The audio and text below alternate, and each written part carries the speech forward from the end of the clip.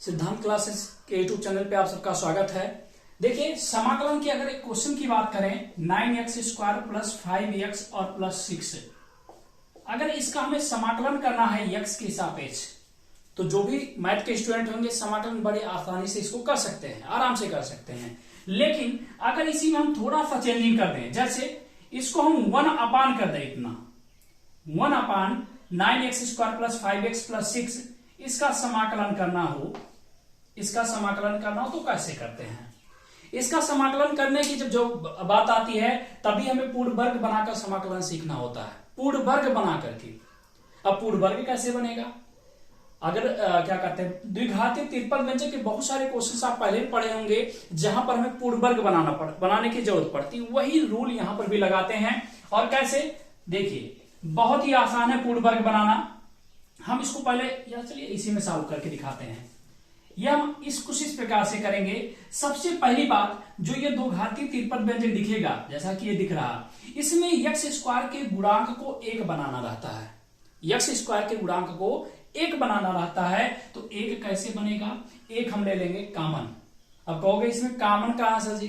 तो कॉमन नहीं है तो जबरदस्ती कॉमन लेंगे, और जबरदस्ती जब कॉमन लिया जाता तो किस प्रकार से होता है? देखिए, x² से 9 कॉमन ले लिए, 9 बाहर चला गया, x² बच गया, प्लस 5x है, तो 5x में यहां तो 9 था नहीं कहीं, तो जबरदस्ती जब कॉमन लिया जाता है तो बटे में उसको लिख लेना चाहिए, तो 5/9 हो गया।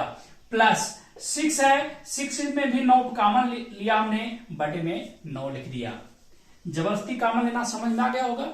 जब भी हम कॉमन लेते हैं और वहां पर वो चीज कॉमन नहीं रहता तो बटे में लिख लिया जाता है, ठीक है ना? ऐसा कर सकते हैं, ठीक है। अगली लाइन में बात करते हैं 1/9 को हम चाहे तो बाहर भी लिख सकते हैं, x² प्लस 5/9x और प्लस 6/9।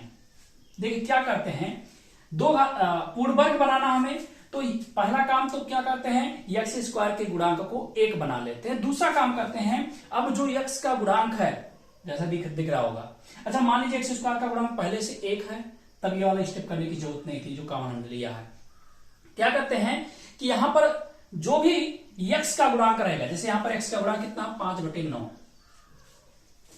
इसका आधा, x के गुणांक का आधे, ठीक है, का आधा कर लेते हैं। आधा मतलब बटे में 2, 5/9 के बटे में 2 करेंगे तो ये हो जाएगा।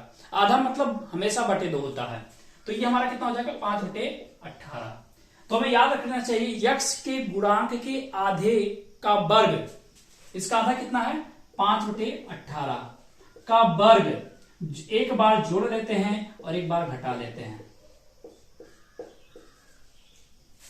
जब भी पूर्ण वर्ग बनाना होगा तो हमेशा पहला काम में x² का गुणांक 1 बनाते हैं। अगर पहले से 1 है तो बनाने की जरूरत नहीं है। इसके बाद x का गुणांक देखते हैं, x का जो भी गुणांक रहेगा, जैसे यहां पर 5/9 है, इसका आधा करेंगे तो 5/18 हो जाएगा। उसका वर्ग 5/18 का, देखिए 5/9 लिखा, गुणे में 2 कर लिया, बटे में, आधा मतलब बटे 2 होता है, और उसका वर्ग 5/18 का वर्ग, एक बार जोड़ लेते हैं, एक बार घटा लेते हैं, जैसा हम निकल लिया। अब अगली लाइन में क्या कर सकते हैं, 1/9 इंटीग्रेशन 1/x²। देखिए एक बात और समझिए, a² plus b² plus b² plus 2ab। अब कहेंगे प्लस 2ab कहां है, ये अपने आप सेट हो चुका है। ये जो रूल लगाया गया है यही लगाया गया, प्लस 2ab बन गया। अगर यहां पर प्लस है तो आराम से हम कह सकते हैं x प्लस 5/18 का whole square, a plus b का होल स्क्वायर। इसको अगर तोड़ेंगे तो ये स्टेप आएगा, ये आएगा और ये आएगा, ठीक है ना? अगर इसको a प्लस बी का होल स्क्वायर तोड़ देंगे तो a² प्लस b² यहां पर है, ठीक है ना, और प्लस 2ab ये वाला पार्ट जो है, ये वाला पार्ट जो हमारा वो 2ab है, ठीक है ना? चलिए आगे बढ़ते हैं। प्लस 6/9 है और माइनस 25 का स्क्वायर कितना, 5 का स्क्वायर कितना हो जाएगा, 25, 18 का स्क्वायर कितना हो जाएगा, 324। अब इसको कैलकुलेट कर लेंगे अगले स्टेप में, दिख रहा नीचे, ठीक है। 1/9 इंटीग्रेशन 1/x प्लस 5/18 का होल स्क्वायर और प्लस, इसको अगर हल करने की बात करें, नीचे दिख रहा होगा, हाँ ठीक है। इसको अगर हम हल करने की बात करें तो हल किया जा सकता है, ठीक है ना? मतलब इसको एलसीएम लेकर के हमें हल ही करना पड़ेगा और कोई ऑप्शन नहीं। कभी कभी क्या होता है, ये बहुत ही सिंपल सा कैलकुलेशन यहाँ पर आ जाता तो उस तरीके से सॉल्व कर लेते हैं। यहाँ पर अगर एलसीएम की बात करें, एलसीएम कितना हो जाएगा, एलसीएम हमारा हो जाएगा 324, ठीक है। और 324 9 से पहले डिवाइड करेंगे 36 आ जाएगा, 36 छक्का कितना हो जाएगा, 36 छक्का कितना हो जाएगा हम करके देख लेते हैं। यहाँ पर 36 के 6 हासिल और 3 6 18 3 21, यानी कि यहाँ पर लिखेंगे 216 माइनस कितना 25, 324 तो 25 लिख सकते हैं सीधे, ठीक है ना, दिख रहा होगा।